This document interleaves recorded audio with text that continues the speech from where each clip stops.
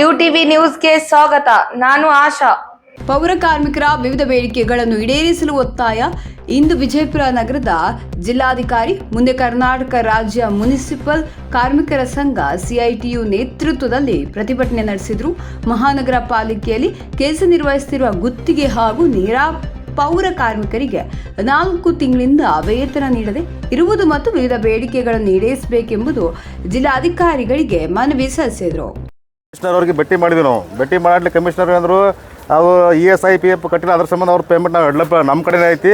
ಒಂದು 4 ದಿವಸ ಕಾರ್ಮಿಕರಿಗೆ ಎಲ್ಲರಿಗೂ ತೊಂದರೆ ಆಕೈತಿ ಆಗಲಿ, ಆದ್ರೆ ESI PF ಕಟ್ಟಲಿಲ್ಲ ಅಂದ್ರೆ ನಿಮಗೂ ತೊಂದರೆ ಆಕೈತಿ. ಅದು ಮುಂದೆ ಆಮೇಲೆ ಒಂದು EMD ಅಮೌಂಟ್ ಅಂತ ಇರುತ್ತೆ. ಅದು EMD ಅಮೌಂಟ್, ಆ EMD ಅಮೌಂಟ್ ಅವ್ರು ಇಟ್ಕೊಂಡಿರ್ತಾರೆ, ಯಾರು ಕಮಿಷನರ್ ಅವರು ಇಟ್ಕೊಂಡಿರ್ತಾರೆ. ಅದನ್ನು ಅವು ಕೊಡೋಂಗಿಲ್ಲ. ಆ ವಿಚಾರಗಳನ್ನು ಇಟ್ಕೊಂಡು ಕಿಶಿಂದ ESI PF ಕಟ್ಟಿದ ತಕ್ಷಣ ನಿಮ್ಮ ಪೇಮೆಂಟನ್ನು ರಿಲೀಸ್ ಮಾಡ್ತಾರೆ. ಬಹುಶಃ ಒಂದು 4 ದಿವಸ ಲೇಟ್ ಆಗ್ಬೋದು ಅಷ್ಟೇ, ಅದನ್ನು ಬಿಟ್ಟರೆ ಏನಿರಂಗಿಲ್ಲ.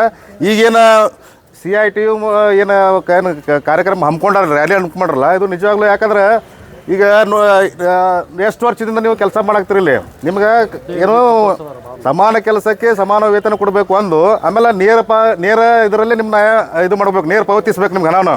ಆಮೇಲೆ ನಿಮ್ಗೆ ಆಯ್ಕೆ ಮಾಡ್ಕೋಬೇಕು. ಅದನ್ನೇ ಸರ್ಕಾರಗಳು ಯಾವ ಸರ್ಕಾರ ಮಾಡ್ತಾ ಇಲ್ಲ.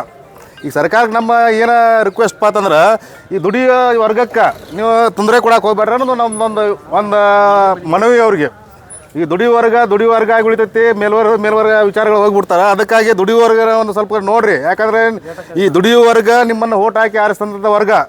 ಈ ಕಾಂಗ್ರೆಸ್ ಸರ್ಕಾರ ಬರಬೇಕಾದ್ರೆ ಈ ದುಡಿಯೋ ವರ್ಗದಿಂದನೇ ಕಾಂಗ್ರೆಸ್ ಸರ್ಕಾರ ಆಳ್ವಿಕೆಯಲ್ಲಿ ಇವತ್ತು ಅಧಿಕಾರದಲ್ಲಿದ್ದೀರಿ ನೀವು. ಅದಕ್ಕೆ ಬಡವರ ಕಷ್ಟವನ್ನು ಆಲಿಸಿ ಮಾನ್ಯ ಮುಖ್ಯಮಂತ್ರಿಗಳು ಇದ್ರ ಕಡೆ ಸ್ವಲ್ಪ ನಿಗಾ ವಹಿಸಿ, ಏನು ಪೌರ ಕಾರ್ಮಿಕರಾಗಲಿ, ಲೋಡರ್ಸ, ಕ್ಲೀನರ್ಸ, ಡ್ರೈವರ್ ಇವರೆಲ್ಲ ಏನದಾರ ಪೌರ ಕಾರ್ಮಿಕರು ತಮ್ಮ ಶ್ರಮವನ್ನು ಹಾಕಿ ಇವತ್ತು ಬಿಜಾಪುರ ಜಿಲ್ಲೆಲ್ಲ ಕರ್ನಾಟಕ ರಾಜ್ಯ ಸ್ವಚ್ಛ ಇರಬೇಕಾದ್ರೆ ಕಾರಣೀಭೂತರು ಯಾರಪ್ಪ ಅಂತಂದ್ರೆ ಇಲ್ಲೆಲ್ಲ ಪೌರ ಕಾರ್ಮಿಕರು ಇದ್ದಾಗ ಮಾತ್ರ ಈ ಜಿಲ್ಲೆ ಸ್ವಚ್ಛ ಆಗಿರೋಕ್ಕೆ ಸಾಧ್ಯ. ಅದನ್ನು ನೀವು ಗಮನದಲ್ಲಿ ಇಟ್ಕೊಂಡು ಇವರ ನೇರ ನೇಮಕಾತಿ ಮಾಡಬೇಕು. ಇಲ್ಲಕ್ಕೆ ನೇರ ಪಾವತಿ ಇವರಿಗೆ ಇದು ಮಾಡಿಸ್ಬೇಕು. ಸಮಾನ ಕೆಲಸಕ್ಕೆ ಸಮಾನ ವೇತನ ಅಂದ್ರೆ ಒಬ್ಬ ವ್ಯಕ್ತಿ 13,000 ಚಿಲ್ಲರ ಪೇಮೆಂಟ್ ಅದ, 13,850 ಹಿಡ್ಕೊಂಡೇನದ ಪೌರ ಕಾರ್ಮಿಕರು. ಆ ಒಂದು ವ್ಯವಸ್ಥೆಯನ್ನು ಮಾಡಬೇಕು. ಸಮಾನ ಕೆಲಸಕ್ಕೆ ಸಮಾನ ವೇತನ ಅಂತ ಕರೀತಾರೆ. ಆ ಕೆಲಸನ ಸರ್ಕಾರ ಕೂಡಲೇ ಮಾಡಬೇಕು. ಇಲ್ಲಪ್ಪ ಅಂತಂದ್ರೆ ನಾವೇನು CIT ಆಯಿತು, ಕರ್ನಾಟಕದಲ್ಲಿ ಸಂಘರ್ಷ, ಅಂಬೇಡ್ಕರ್ ವಾದ, ಇವರ ಸಂಯುಕ್ತಾಶ್ರಯದಲ್ಲಿ ನಾವು ರಾಜ್ಯಾದ್ಯಂತ ಉಗ್ರ ಹೋರಾಟಕ್ಕೆ ಅಣಿಗೊಳ್ಬೇಕಾಗತ್ತೆ ಅನ್ನೋದು ಕೂಡ ನಾವು ಸರ್ಕಾರಕ್ಕೆ ಎಚ್ಚರಿಕೆ ಗಂಟೆಯನ್ನು ಕೊಡ್ತಾ ಇದ್ದೀವಿ. ಇಲ್ಲಿ ಇವತ್ತು ಮಾನ್ಯ ಜಿಲ್ಲಾಧಿಕಾರಿಗಳಿಗೆ ನಾವು ಏನು ಮನವಿ ಮಾಡ್ಕೋತೀವಪ್ಪ ಅಂತಂದ್ರೆ, ಈಗೇನು ಟೆಂಡರ್ದಾರದ ಗುತ್ತಿಗೆದಾರದಾರಲ್ಲ, ಬೆಂಗಳೂರು ಗುತ್ತಿಗೆದಾರನ ಕಪ್ಪಪಟ್ಟಿಗೆ ಸೇರಿಸ್ಬೇಕು. ಅವ್ರನ್ನ ಆದಷ್ಟು ಬೇಗನೆ ಅವ್ರು ಕಪ್ಪಪಟ್ಟಿಗೆ ಸೇರಿಸಲಿಲ್ಲಪ್ಪ ಅಂತಂದ್ರೆ ಉಗ್ರವಾದ ಹೋರಾಟಕ್ಕೆ ಮಾಡೋಕ್ಕೆ ನಾವು ಸಾಧ್ಯ ಇರ್ತೀವಿ ಅನ್ನೋ ಮಾತನ್ನು ಇಲ್ಲಿ ಹೇಳಿ ಒಂದು 2 ಮಾತು ಮಾತಾಡೋಕ್ಕೆ ಅವಕಾಶ ಕೊಡ್ತಾ ಎಲ್ಲರಿಗೆ ಅಭಿನಂದನೆಗಳು ಸಲ್ಲಿಸ್ತೇನೆ. ಜೈ ಭೀಮ್, ಜೈ ಗುರುಪ್ರಸಾದ. ಧನ್ಯವಾದಗಳು ಸಂಜೀವ್ ಕೆಂಬಾವಿ ಅವರಿಗೆ. ಸಿದ್ದರಾಮಯ್ಯ ಸರ್ಕಾರ ನೇಮಕಾತಿಯನ್ನು ಹಂತ ಹಂತವಾಗಿ ಮಾಡ್ತೀನಿ ಅಂತೇಳಿ ಅದರ ಪ್ರಕಾರ ಒಂದು ಆ ಟೈಮ್ದಲ್ಲಿ ನೇಮಕಾತಿ ಮಾಡಿತ್ತು. ಆಮೇಲೆ ಆ ಸರ್ಕಾರ ಬದಲಾವಣೆ ಆದಮೇಲೆ ಅದು 5 ವರ್ಷಗಳವರೆಗೆ ಯಾವುದೇ ನೇಮಕಾತಿ ಆಗದೇ ಇರೋದ್ರಿಂದ ಮತ್ತು ಅನೇಕ ಸಲ ಹೋರಾಟಗಳು ಕೂಡ ಮಾಡಿದೆವು. ಆನಂತರ 2002ರಲ್ಲಿ ಜುಲೈನಲ್ಲಿ ನಮ್ಮ ಸಂಘ ಹೋರಾಟ ಮಾಡಿತು. ಆ ಹೋರಾಟ ಮಾಡಿದ ಫಲವಾಗಿ ಇವತ್ತು 151 ಮಂದಿ ಮಹಾನಗರ ಪಾಲಿಕೆಯಲ್ಲಿ ನೇಮಕಾತಿಯಾಗಿದ್ದಾರೆ. ಅದೇ ರೀತಿಯಲ್ಲಿ ಇವತ್ತು ನಾವು ಕರ್ನಾಟಕ ರಾಜ್ಯ ಮುನ್ಸಿಪಲ್ ಕಾರ್ಮಿಕರ ಸಂಘದ ನೇತೃತ್ವದಲ್ಲಿ ಇವತ್ತು ಏನೋ ನಾವು ಇಲ್ಲಿ ಏನಾಯ್ತಪ್ಪ ಅಂದ್ರೆ ಪದ್ಧತಿ, ಪೌರ ಕಾರ್ಮಿಕರ ಸಮಸ್ಯೆ ಏನಪ್ಪ ಅಂತಂದ್ರೆ, ಇದು ಏನೇ ನಿಮ್ಮ ಬದಲಾವಣೆ ಆಗಬೇಕಾದ್ರೂ ಕೂಡ ಸರ್ಕಾರದ ಮಟ್ಟದಲ್ಲಿ ಬೆಂಗಳೂರಿನಲ್ಲಿ ಸಂಬಂಧಪಟ್ಟಂಥ ಸಚಿವರ ಮತ್ತು ಮುಖ್ಯಮಂತ್ರಿಗಳ ಅಧ್ಯಕ್ಷತೆಯಲ್ಲಿ ಸಭೆ ಆಗಬೇಕು. ಆ ಸಭೆಯಲ್ಲಿ ತೀರ್ಮಾನ ಆಗಬೇಕು. ನಿಮ್ಮ ಒಂದು ಉಪಹಾರಸದ ಕೊಡಿಸ್ಬೇಕು ಅಂದರೂ ಕೂಡ ಅದು ಅಲ್ಲಿ ತೀರ್ಮಾನ ಆಗಬೇಕು ಅವರ ಅಧ್ಯಕ್ಷತೆಯಲ್ಲಿ. ಆ ರೀತಿಯಲ್ಲಿ ಇರುವುದರಿಂದ ನಾವು ಅವಾಗ ಆ ಹೋರಾಟಗಳನ್ನು ಅನೇಕ ವರ್ಷಗಳಿಂದ ಹೋರಾಟ ಮಾಡಿದ ಪ್ರತಿಫಲವಾಗಿ ಇವತ್ತು ನಿಮಗೆ ಉಪಹಾರ ಸಿಗ್ತದೆ. ಅದರ ಜೊತೆಯಲ್ಲಿ ಏನು ಉಳಿದ ಸೌಲಭ್ಯಗಳು ಕೂಡ ಸಿಗ್ತವೆ.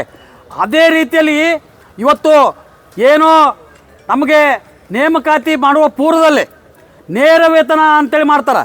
ನೇರ ವೇತನದಲ್ಲಿ ತಗೋಬೇಕಾದ್ರೂ ಕೂಡ ಸರ್ಕಾರನೇ ತೀರ್ಮಾನ ಮಾಡಿ ನಿಮಗೆ ಆದೇಶ ಕಳಿಸ್ಬೇಕು.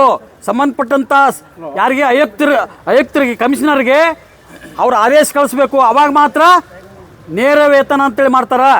ಆ ಉದ್ದೇಶಕ್ಕಾಗಿ ಇವತ್ತು ನಾವೇನು ಮಾಡಿವಪ್ಪ ಅಂತಂದ್ರೆ, ನಮಗೆ ನೇರ ವೇತನ ಮಾಡಬೇಕು. ನಮ್ಮೆಲ್ಲ ಏನು ಹೊರಗುತ್ತಿಗೆ ಮೇಲೆ ಇದ್ದೀವಿ ಅವ್ರು ಯಾರ್ಯಾರು ಇರ್ಬೋದು, ಇಲ್ಲಿ ಒಬ್ಬರೇ ಅಲ್ಲ, ಡ್ರೈವರ್ ಇದ್ದಾರೆ, ಕಿಲ್ನರ್ಸ್ ಇದ್ದಾರೆ, ಹೆಲ್ಪರ್ ಇದ್ದಾರೆ, ಆಮೇಲೆ ಉಳಿದ ಎಲ್ಲ ವಿಭಾಗದಲ್ಲಿ ಕೆಲಸ ಮಾಡುವಂಥ ಕಾರ್ಮಿಕರು, ಸೂಪರ್ವೈಸರ್ ಹಿಡ್ಕೊಂಡು ಎಲ್ಲರೂ ಕೂಡ ಸ್ಥಳೀಯ ಸಂಸ್ಥೆಯಲ್ಲಿ ಕಸದ ಜೊತೆ ಕೆಲಸ ಮಾಡುವಂಥವ್ರು ನಾವು. ಅದಕ್ಕಾಗಿ ನಮ್ಮನ್ನು ಎಲ್ಲರನ್ನೂ ನೇರ ವೇತನ ಗುತ್ತಿಗೆ ಪದ್ಧತಿಯನ್ನು ತೆಗೀರಿ, ನೇರ ವೇತನ ಮಾಡಿರಿ, ನಂತರ ಹಂತ ಹಂತವಾಗಿ ನೇಮಕಾತಿ ಮಾಡಿರಿ, ಕಾಯಮತಿ ಮಾಡಿರಿ ಅಂತೇಳಿ ನಮ್ಮ ಸಂಘದ ಉದ್ದೇಶ. ನಮ್ಮ ಸಂಘ ಇವತ್ತು ರಾಜ್ಯ ಮಟ್ಟದಲ್ಲಿ ಎಲ್ಲ ಕಡೆಯೂ ಕೂಡ ಇವತ್ತು ಈ ಜಿಲ್ಲಾಧಿಕಾರಿ ಕಚೇರಿ ಮುಂದೆ ಧರಣಿ ಮಾಡ್ತಾ ಇದೆ. ಆ ಧರಣಿ ಮಾಡೋದ್ರ ಮೂಲಕ ಜಿಲ್ಲಾಧಿಕಾರಿಗಳ ಮೂಲಕ ಮುಖ್ಯಮಂತ್ರಿಗಳಿಗೆ ಮನವಿಯನ್ನು ನೀಡ್ತೀವಿ. ಇವತ್ತು ಇದು ನೀಡೋದಲ್ಲದೆ ಅವರಿಗೆ ಮುಂಬರುವ ದಿನಗಳಲ್ಲಿ ನಾವು ಈ ಹೋರಾಟವನ್ನು ಭಾಳ ಉಗ್ರವಾಗಿ ಹೋರಾಟ ಮಾಡ್ತೀವಿ ಅನ್ನೋ ಒಂದು ಎಚ್ಚರಿಕೆಯನ್ನು ಕೂಡ ಕೊಡ್ತಾ ಇದ್ದೀವಿ. ಯಾಕಪ್ಪ ಅಂತಂದ್ರೆ ಇಲ್ಲಿ ಸ್ಥಳೀಯವಾಗಿ ಏನು ಹೊರಗುತ್ತಿಗೆ ಮೇಲೆ ತಗೋತಾರ, ಅದರಲ್ಲಿ ಭಾಳ ಅನೇಕ ರೀತಿಯಲ್ಲಿ ಇವತ್ತು ಶೋಷಣೆ ನಡೀತದೆ. ಆ ಶೋಷಣೆ ಒಂದು ಎರಡು ಅಲ್ಲ. ಇವತ್ತು ಗುತ್ತಿಗೆದಾರ ಸರಿಯಾಗಿ ಹೇಳಿದ್ರೆ, ಈಗ ಶಂಕರ್ ಅವರು ಗುತ್ತಿಗೆದಾರ, ಈಗ ಹಿಂದೆ ಇದ್ದಂಥ ಗುತ್ತಿಗೆದಾರ, ಬೆಂಗಳೂರು ಗುತ್ತಿಗೆದಾರ PF ಮತ್ತು ESI ಕಟ್ಟಿಲ್ಲ, PF ESI ಕಟ್ಟಿಲ್ಲ. ಅದೇ ರೀತಿಯಲ್ಲಿ ಅವರು ಏನು ಹೇಳ್ತಾರೆ, ಕಮಿಷನರ್ ಅದು ಕಟ್ಕೊಂಬ ನೀನು ಪೇಮೆಂಟ್ ಕೊಡ್ತೀವಿ ಅಂತೇಳಿ ಇವ್ರು ಹೇಳ್ತಾರೆ. ಅವರು ಕಟ್ಟಿಲ್ಲ ಅನ್ನೋ ಕಾರಣಕ್ಕಾಗಿ ಈಗ ಅವ್ರಿಗೆ ದಂಡ ಬೀಳ್ತದೆ. ಆ ದಂಡ ಕಟ್ಟೋಕ್ಕಾಗೋದಿಲ್ಲ ಅಂಥೇಳಿ ಇವ್ರು ಕಟ್ಟದೆ ಹಾಗೆ ಪಲಾಯನ ಮಾಡಿರ್ತಾರೆ ಅಥವಾ ಏನೋ ಆಗಿರ್ತದೆ. ಅದಕ್ಕಾಗಿ ಈಗ ನಿಮ್ಮ ವೇತನ ಕೂಡ ಲೇಟ್ ಆಗ್ತಾ ಇದೆ. ಈ ಲೇಟ್ ಆಗೋದನ್ನು ನಾವು ಅದನ್ನು ಕೂಡ ಒಂದು ಅರ್ಜಿ ಇದು ಮಾಡಿದ್ದೀನಿ, ಮನವಿ ಪತ್ರ ಮಾಡೀವಿ. ನಾವು ಯಾವಾಗಪ್ಪ ಅಂದ್ರೆ 17ನೇ ತಾರೀಕಿಗೆ ಮಹಾನಗರ ಪಾಲಿಕೆ ಆಯುಕ್ತರಿಗೆ ಮನವಿಯನ್ನು ಕೊಟ್ಟಿದ್ದೀವಿ. ನೀವು ಅದನ್ನು ತಕ್ಷಣ ಬಗೆಹರಿಸದೇ ಇದ್ರೆ ನಾವು ಹೋರಾಟ ಮಾಡ್ತೀವಿ ಅಂತ ಹೇಳಿದ್ದೆವು. ಅದಕ್ಕೆ ಇವತ್ತು ಜಿಲ್ಲಾಧಿಕಾರಿಗಳಿಗೂ ಕೂಡ ನಾವು ಮನವಿ ಮಾಡ್ತೀವಿ, ಈ ಮಧ್ಯಸ್ಥಿಕೆ ವಹಿಸಿ ಈ ಸಮಸ್ಯೆಯನ್ನು ಬಗೆಹರಿಸ್ರಿ. ಅವ್ರು ಯಾರು ಗುತ್ತಿಗೆದಾರರ ಅವ್ರ ಮೇಲೆ ಕ್ರಮ ತಗೋರಿ, ಅವರನ್ನು ಬ್ಲ್ಯಾಕ್ ಲಿಸ್ಟ್ನಾಗ ಇಡ್ರಿ ಅಂತ ಹೇಳೋದ್ರ ಜೊತೆಯಲ್ಲಿ ನಮ್ಮನ್ನು ಇವತ್ತು ನೇರ ವೇತನದಲ್ಲಿ ಮಾಡಿರಿ, ನೇರ ವೇತನದಲ್ಲಿ ನಮ್ಮನ್ನು ಆಯ್ಕೆ ಮಾಡಿರಿ ಅಂತ ಹೇಳೋ ಸಲುವಾಗಿ ನಾವು ಇಲ್ಲಿ ಬಂದೀವಿ.